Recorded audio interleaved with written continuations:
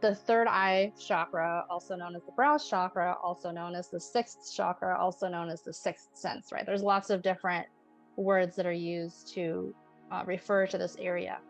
And it's found in our pineal gland, which is behind our eyes, literally like if we had a third eye right here in the middle of our forehead, just above our ears, in the middle of our brain. It's in the midbrain. And it is a powerful center. It is really, really spiritualized. This is where our spiritual selves kind of sits. This is what they sometimes call the seat of the soul. And, the last chakra is the crown chakra, which is like just pure essence, pure consciousness, pure light. So the sixth chakra really is the most spiritualized energy in our physical and our non-physical selves. I really do believe it is the seat of the soul because it is the place where I believe we navigate our consciousness from within ourselves and then also beyond ourselves, which I'll talk about the theories of consciousness and types of experiences people have and the association with the third eye. First, I'll talk about what it looks like when the third eye chakra is open. And then I'll talk about what it looks like when it's not open, which is basically kind of the opposite. And then the most common paradigms or belief systems that challenge it and the things that most influence and affect this area and the kind of symptoms you might have if this center is off balance. And then also we'll go into how can we begin to work with our sixth chakra, our brow chakra, our third eye chakra to begin to access the fullness of our potential, of our intuition, because this is really the seat of our inner sight, our inner seeing. It is also the place where we really connect in with our higher selves, our spiritual selves, our soul selves, and get a broader perspective. So it's an important part to be connected to. It's fun to play around with the different abilities that we can have when this is really untapped. Okay, so to have an open chakra, it is the part of our mind. It's like part of our mind, but it's not. It's beyond our mind. It's part of the soul. But is a mental faculty that allows us to experience beyond ourselves. So it goes into the paradigm of union, of connectedness. If you've ever had a mystical experience in nature, encounters with loved ones, if you've ever had just a mystical experience because of some life circumstance and event that makes you really love and appreciate life all of a sudden, you know what it is to have that feeling of union with all, that you are connected with everyone and everything and everyone is connected with you. There's this inherent paradigm of oneness that is experienced in this chakra.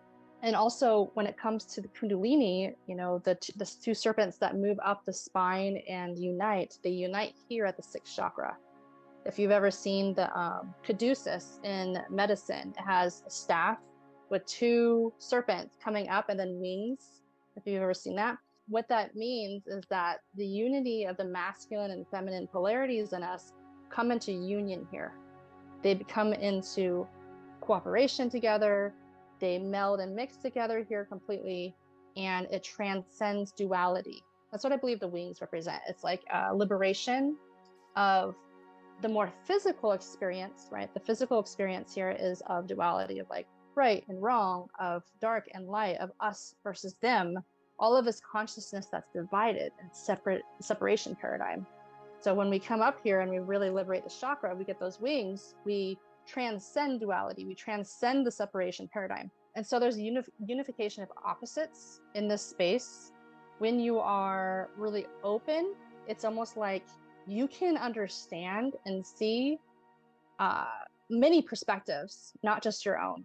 You break out of your own limiting perspectives and views in life, and you're able to really understand and see from another's perspectives, basically stand in their shoes. Later on, I'll talk about like how to open the sixth chakra. And one of them is to travel the world, to be in different cultures, to be around different people that have different beliefs. Because when you're in that field, like what I talked about with the throat chakra, of that like broadband telepathy, where you're tuning in to the energy and the beliefs of others, it starts to change you. It starts to help you to understand there's more ways to see the world. And at the core of this chakra, it's really like the seat of enlightenment as well, where a lot of yogis and gurus and just spiritual masters of our past talk about coming into a state of enlightenment where they are seeing things as it truly is, beyond the limitations of our paradigms and our belief systems and the socialization that we've had, they're able to see reality as it is. And what they experience is that everything is divine and sacred. Everything is on purpose. Everything is always working out for our highest good. Now, when they're in their physical experience and we're suffering, that may just piss you off and make you want to punch the person in the face, right? It's like, but the truth here, like the higher truth, the higher spiritual perspective, is that we are creators of a reality, and that everything that we experience, every person we encounter, every engagement event that we come across is coming to us, is magnetizing to us from a place of self-generation and creation. So it's a really, really broad perspective. It's not the only truth, though. That's the thing. We transcend the material belief systems, right?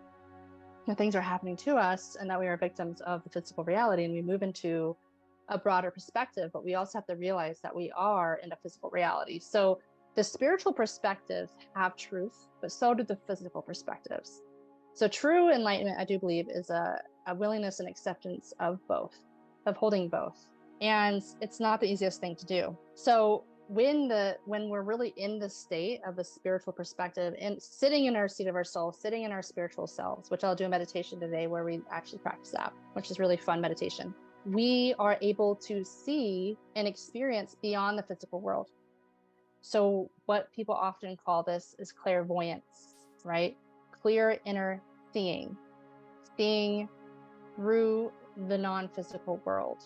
So some people we experience this in so many ways. You may experience this as actually seeing in the physical world, like non-physical beings, like apparitions, ghosts, angels, elementals, extra-dimensional beings, entities. Some people see auras. They literally see the colors that are around people's energy field. Some people can clairvoyantly tune in. Like I know a lot of people who do Reiki can tune into an energy body and see the chakras and the colors, and if they're open or closed, and read the energy centers that way. So there is an aspect of having a third eye here, literally like you're seeing into the non-physical. And that goes beyond our bodies. So that conscious awareness goes beyond our body. I'm going to come to that a little later. So we're able to kind of see into the non-physical, and then we expand beyond the limitations of our own perspective, which creates open-mindedness. So being an open-minded person, being a non-judgmental person, being a neutral observer is huge here. If you ever feel inner guidance come to you as a voice or as some sort of guiding felt sense, it comes from a very neutral perspective that's not judgmental, that's not attached to any outcomes. It will gently guide you. It will never tell you what to do, but it has a broader perspective that is neutral. It's completely neutral and accepting of any direction and any choice. It is not held up on needing things to be right or wrong or good or bad, and all of that, the duality that our mind and that our human selves creates. So we become open to new ideas and perspectives, and we can accommodate new ideas and perspectives into our internalized ideas and perspectives, accommodating for the fact that what I always believed, and this evidence is coming and challenging that, I can adapt the way that I see the world now because of that experience. That's what open-minded people can do.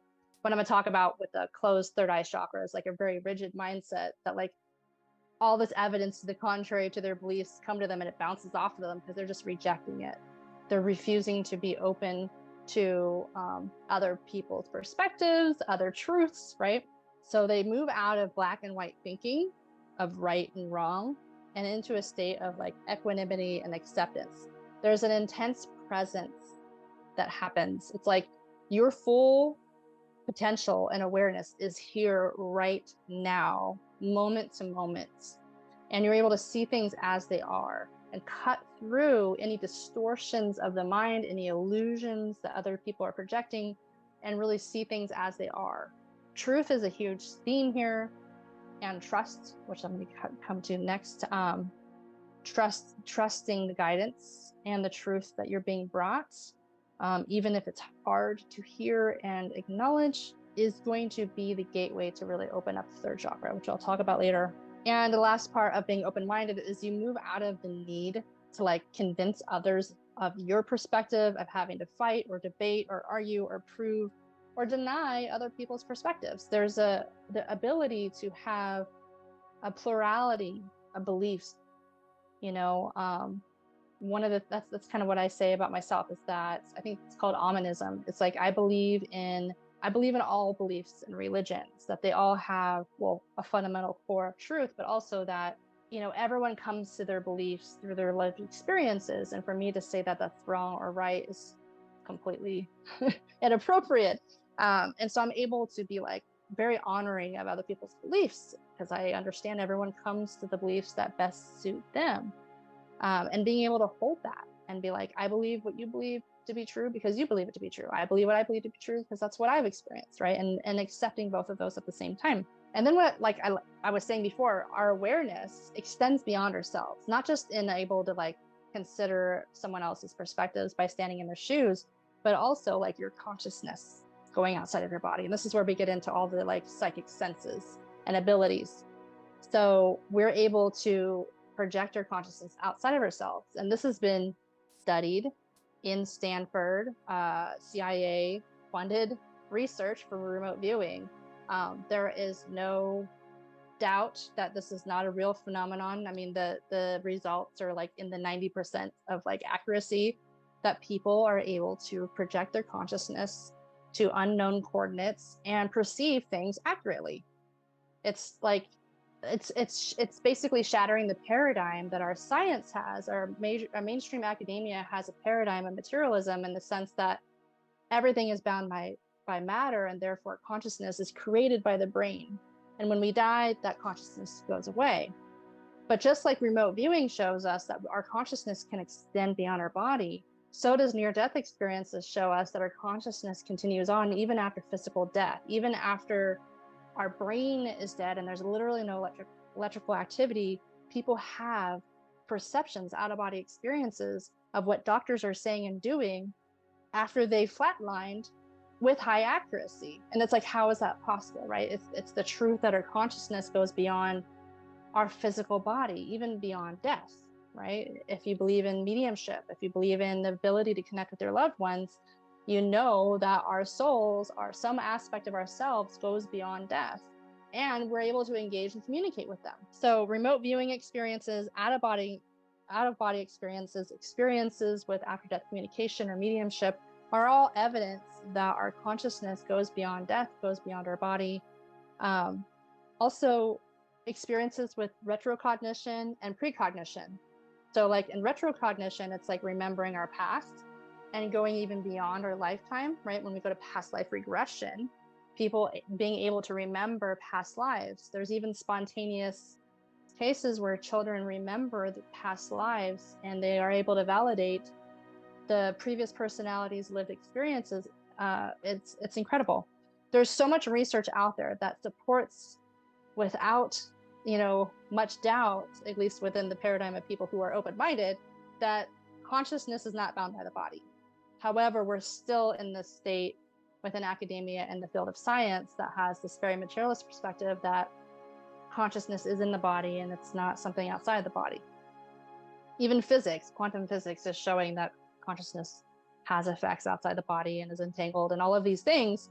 We're really in a time of a paradigm shift where it's like all of the anomalies of this research is accumulating, and it's challenging the mainstream paradigm, the rigid mindset of scientists that material world is the only real thing. And so when I talk about an open third eye chakra, it sounds a lot like spiritual people. When I start to talk about what it looks like to have a closed third eye chakra, it's going to sound a lot like really rigid minded scientists. And it's like this clash that we see playing out in the real world. Also, other evidence for this is healing from a distance. There's a lot of research that healers can send energy from one location to another, sometimes across the entire world, and affect another person or a plant or DNA or water or anything that they're projecting that energy onto. Literal real-time effects have been measured. So we know that consciousness impacts others also. It's not just we're able to see things, we're able to like actually influence and interact with the material world with our consciousness from a distance, which is incredible. And then also, if you've ever had a psychic reading, like people who are able to know things about you, they're able to like sense and read the energy of your soul, of your body, of your life, is evidence also that consciousness is not only able to be outside the body, it's not bound by time and space, right? Like we're able to read another person's past or future sometimes. So the sixth chakra goes into a state of consciousness that is pure awareness and is not bound by time, it's not bound by space, and it's not bound by the material world. It is basically a free spirit, and it can do what it do. And that's what we see these spiritual experiences, evidence of all the research that's been done too. The other aspect, which is kind of like, a lot of people say the third eye chakra is the place that channeling happens. I believe it's more the throat chakra, but the ability to channel another consciousness. There's a lot of people out there that claim to be channels from angels or ascended masters or extra dimensional beings or even like aliens, right? They like Abraham Hicks. That's probably the most popular person that you know that channels. And she channels a collective called Abraham. And when she channels, she sounds different. She has a stream of consciousness that's very different mannerisms than her human self. And there's research on this too. It's not as maybe solid as far as the scientists, materialists need to have observable measures to prove that there's something happening. But if you watch it and you witness it, you know that like something is coming in and leaving the person, and there's different amount of awareness, especially if you do channeling for yourself. One of the things that I've taught people in my psychic development circles is automatic writing. And that was one of the first steps that I did to start to learn how to channel, which I don't want to get too much into that, but basically it's like clearing yourself and emptying yourself to then allow to be impressions and information to come in that you then write out. It's very much like how channeling happens. So when we have an open third eye chakra, we have full access to our full awareness, our full abilities of our consciousness beyond space, time, and material matter. And also we have the ability to empty the contents of ourselves, basically, to be conduits, to be receivers of a higher truth and perspective, to channel basically guidance.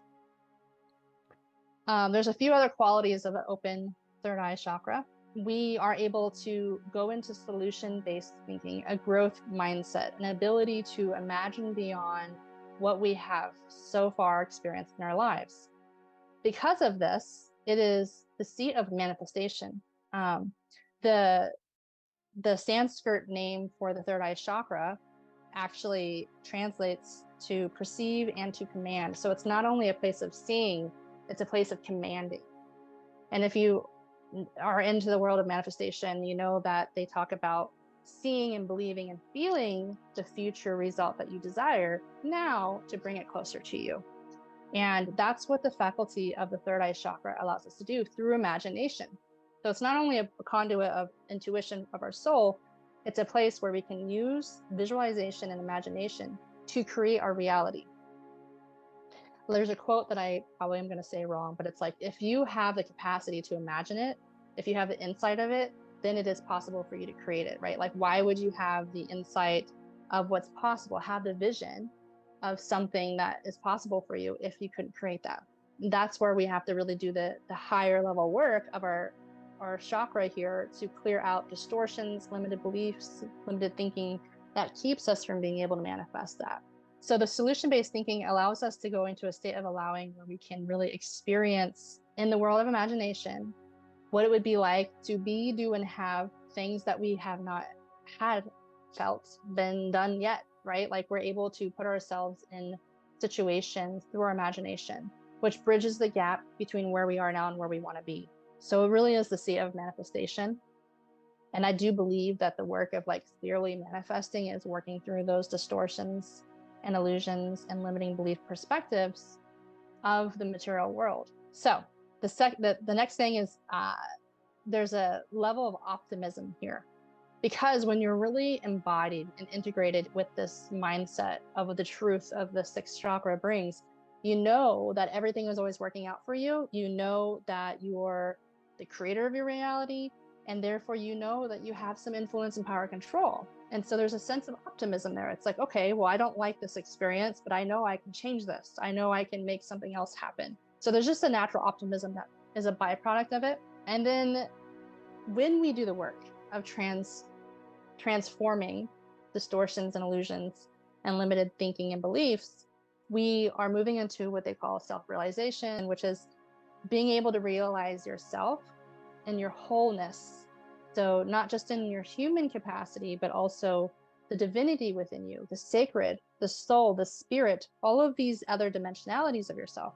And that helps to kind of break out of any of that limiting thinking that may be bound to the identity that we have with our body or with our thoughts or with our ego. When we're identified with our ego and our thoughts, we are very much stuck and limited in a paradigm of the material world. So when we start to kind of work on this and we break out into integrating these higher belief systems, right, that we're connected, that we're divine, that we're creators, we shatter the paradigms of being identified with our ego, and we start to identify with our soul self, our spiritual self. And when we have an identity within our spiritual self, we have the ability to transcend the fear of death, right? Because we realize that when our physical body dies, we don't end. We have the ability to transcend the victim mentality that life is happening to us, because we really step into our power and realize that we are the creators of our reality, that we came here for a reason, that we have a purpose. All of these higher order paradigms help to give so much meaning and purpose in our lives.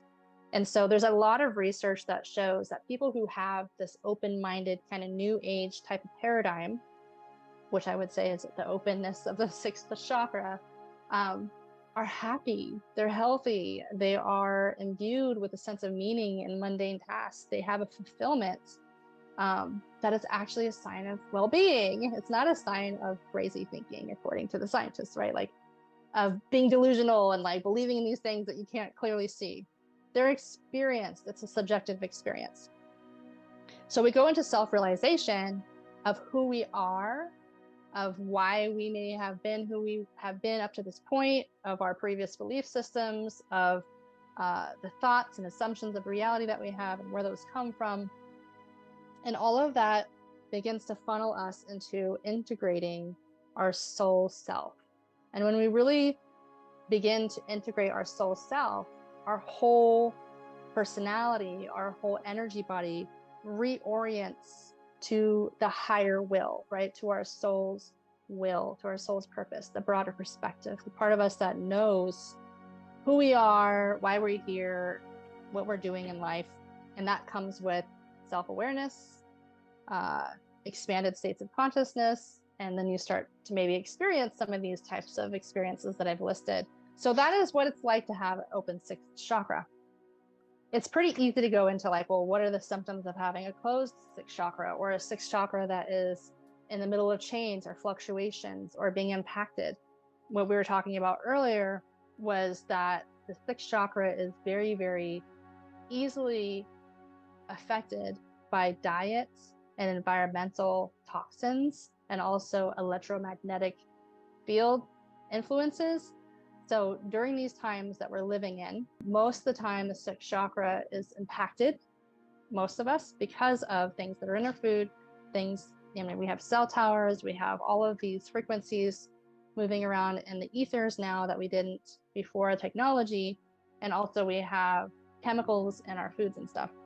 So we're working against the environmental situation as well as our own personal relationship with it, right? So when this chakra is being influenced either by environmental situations or other, it can move us into really rigid mindsets, black and white thinking, right? Like one of the probably most negative influential types of thinking in the world is the us versus them mentality of separation. When we're really feeling separate from others, when we really feel like righteous and our views and our perspectives versus another, right? And we do a whole us versus them, good and right, wrong, good and bad kind of separation paradigm, that's when we see people do the most horrendous things to each other, do the most horrendous things to the world, because we're not feeling connected, right? We see things as a means to an end.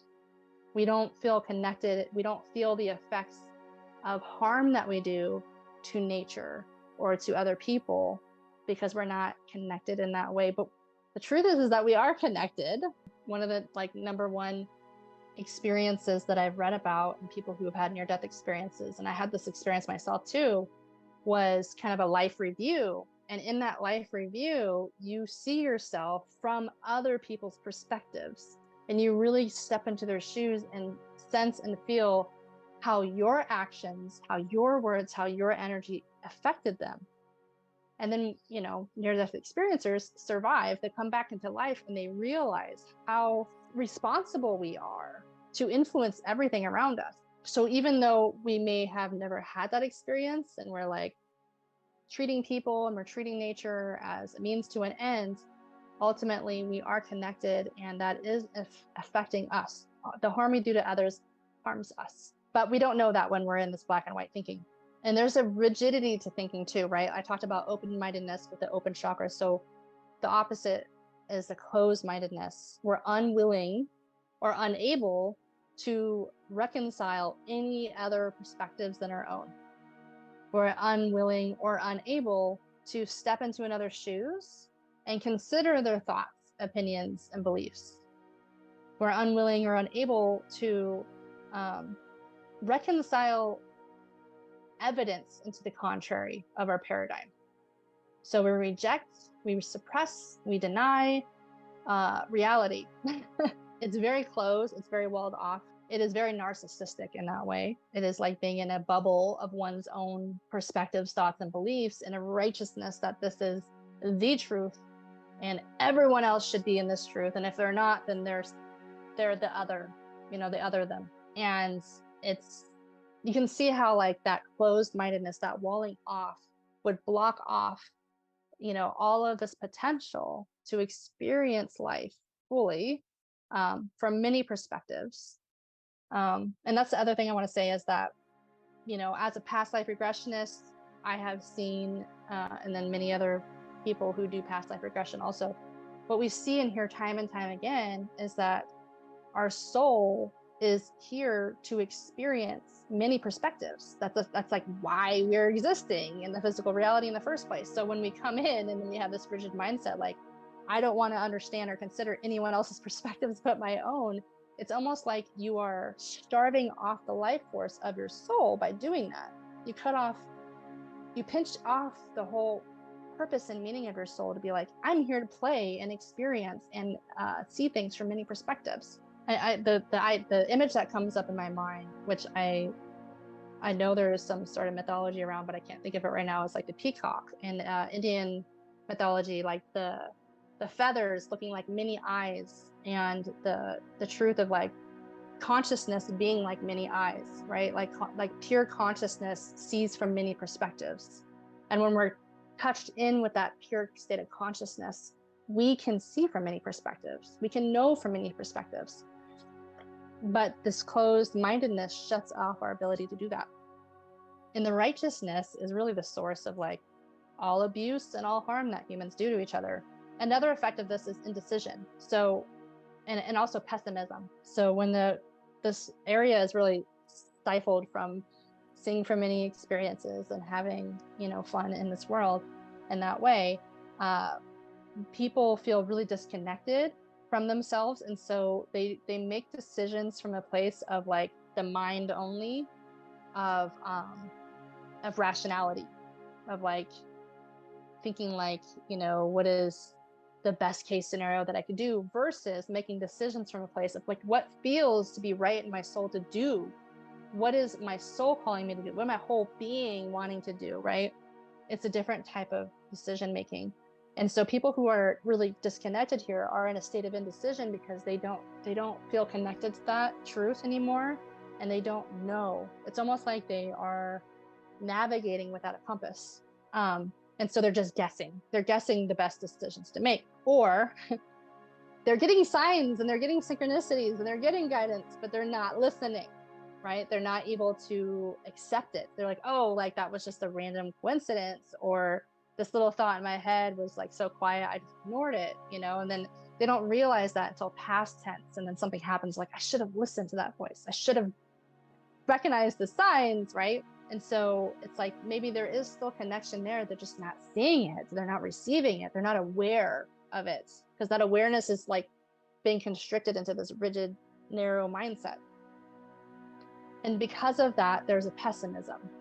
When you're in this narrow mindset and you are not connected with your compass and you're just guessing decisions in your life, things can become very tumultuous and difficult, and it's very easy to go into the victim mindset and feel like no matter what I want or what I do, bad things keep happening to me.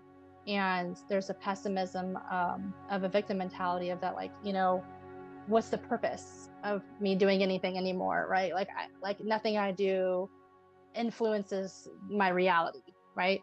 There's also a pessimism because you're not in touch with that paradigm of being a creator of your reality and realizing that you are magnetizing experiences in your life.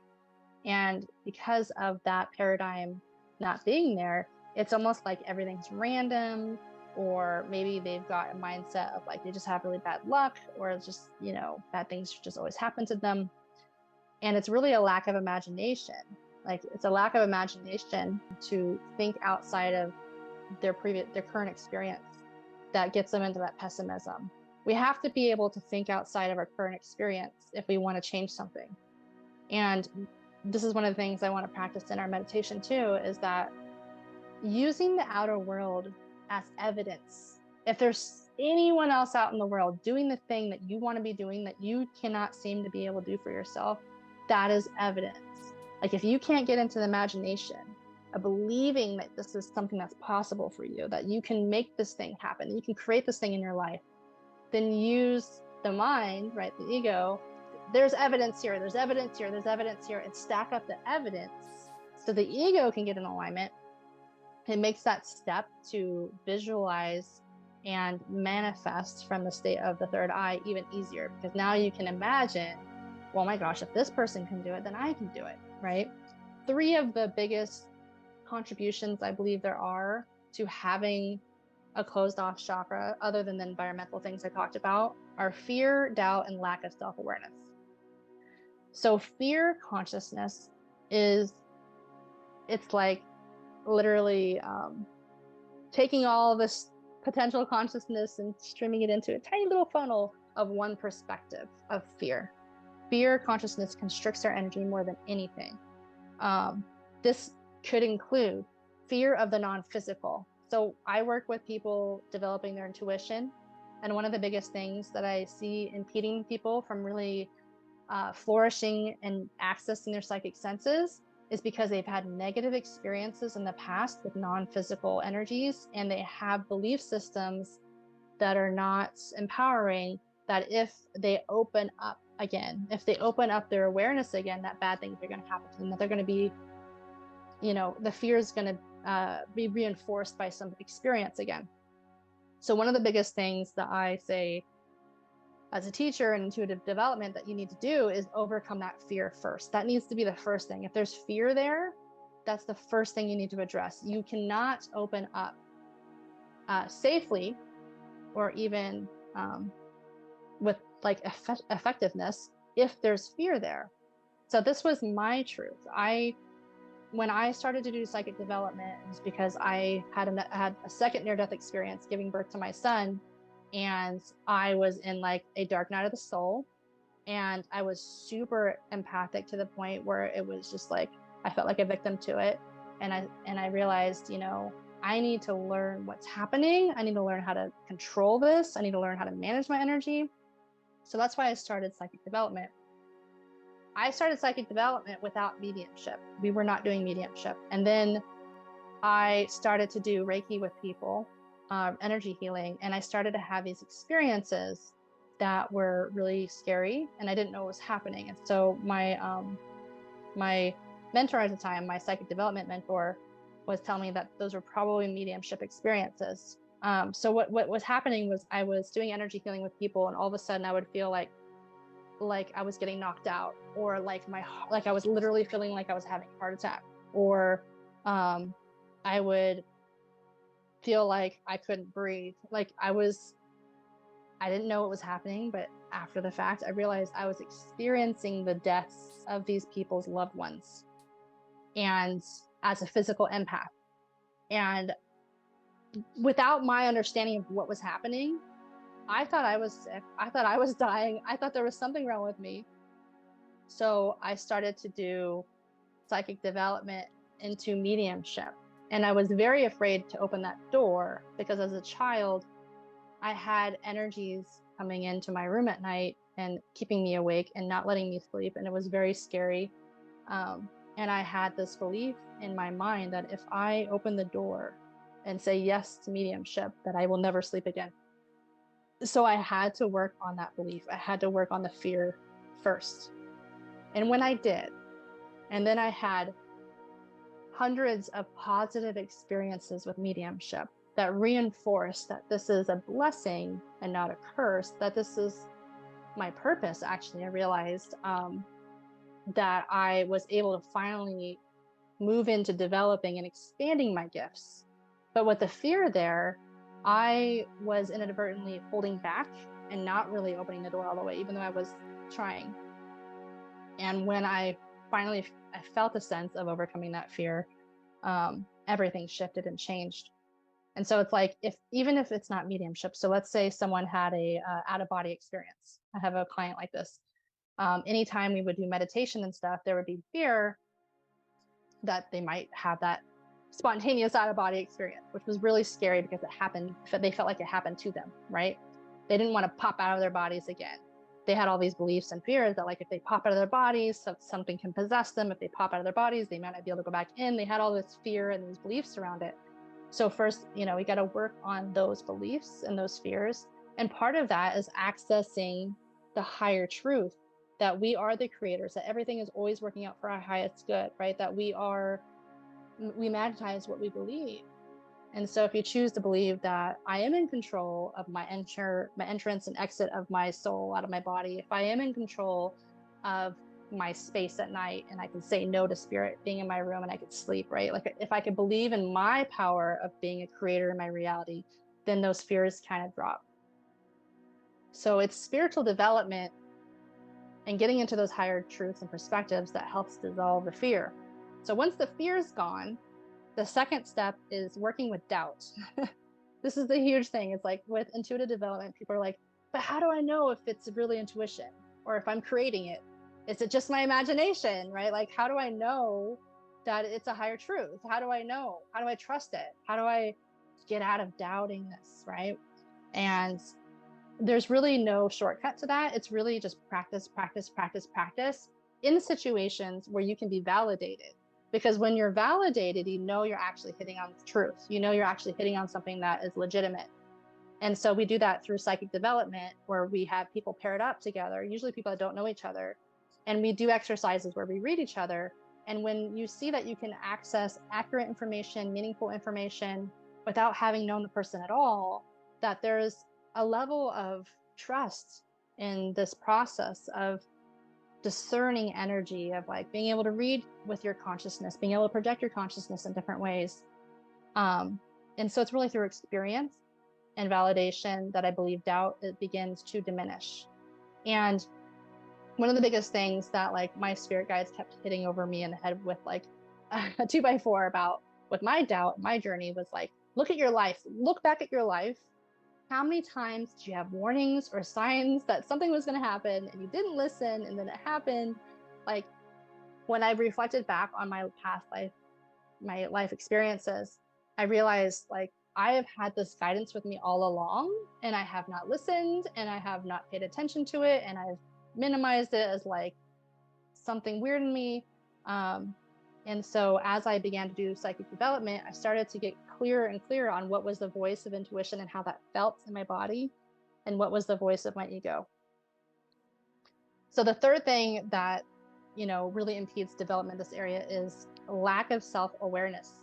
So this is huge. This is why I say like healing self-healing, personal development is a huge part of psychic development. You need to know yourself fully in order to clear yourself fully to receive some other bit of consciousness or awareness. If you don't have self-awareness, it's really easy to project your own stuff when you're reading somebody, right? You may be just like picking up on things that are yours. So yeah, lack of self-awareness is part of that. What you're talking about, Rhonda. If they don't realize that they are perpetuating that, if they don't realize the role they have in their life, they're not going to know how to get out of it. And so part of it is like, one of the biggest things I see like in the coaching world, I'm in like a lot of coaching spaces, is if you don't like the circumstances of your life, change something, do something differently. Like one of the quotes that Einstein had was like, insanity is doing the same thing over and over and expecting a different outcome. It's like, if you want a different reality, change something, change the way you feel, change the way you behave, do something new, be open to trying new things.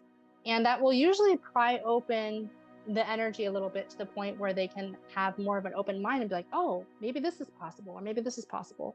Another thing that I recommend, Rhonda, is that have them look at evidence that other people are able to do this. And sometimes that's not enough.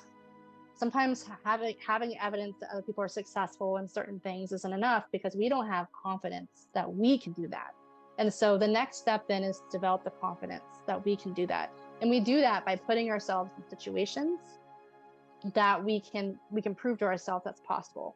So little things. So like if they're trying to like do something huge, you know, let's say they're trying to, the topic that keeps coming to my head is like buy a house, right? They want to buy a house. They've struggled with finances forever. Then the little thing they can start to do is like, okay, maybe the first step they take is they put $5 away every week, and they can see that they're capable of saving money, or something small that they can do.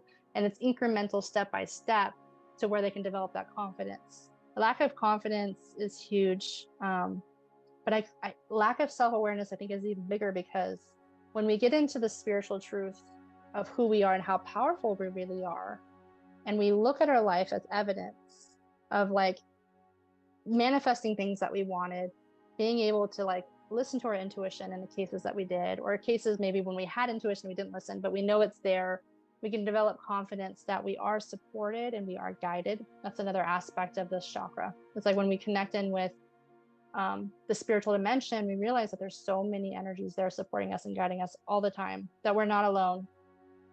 But if we're in a separation paradigm and we're feeling alone and we have a lack of confidence, it's really hard to get out of that. And the biggest like way to like shake that up is like, do something completely you would never do. Do something completely new. Get yourself out of that like perpetuating consciousness. What you're talking about is, you know, guiding people to learn how to surrender themselves and actually fully accept the shittiness of their life, and then say, okay, and now I'm ready for something new. Show me how. And really work in cooperation with the spiritual world can get them out of that.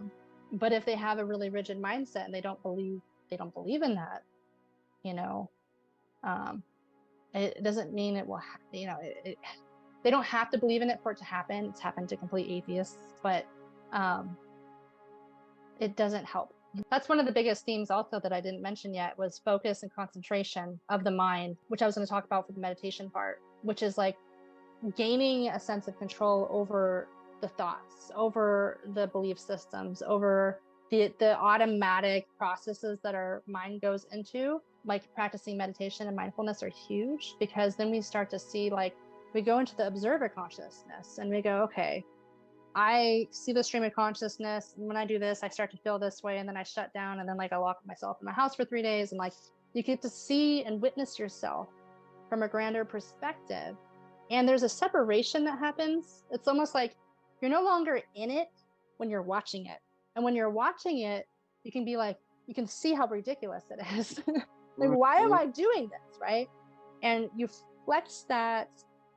In the meditation, I'm gonna take us from our cerebral mindset. I'm actually, we're gonna visualize like a mini us standing on our head and holding a golden light, which is supposed to represent our higher self. So then channeling and guidance from there.